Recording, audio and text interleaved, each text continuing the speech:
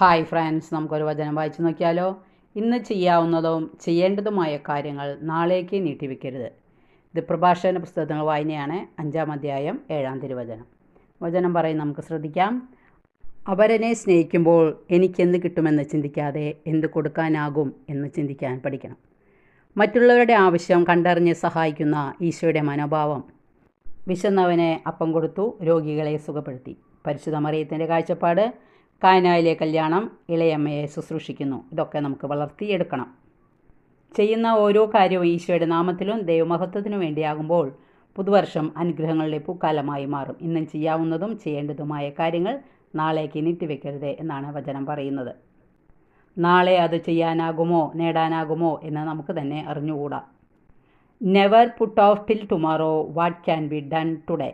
മറ്റുള്ളവരെ സ്നേഹിച്ചും നന്മകൾ ചെയ്തും ജീവിക്കാനായിട്ട് ശ്രമിക്കുക. Okay, thank you, by.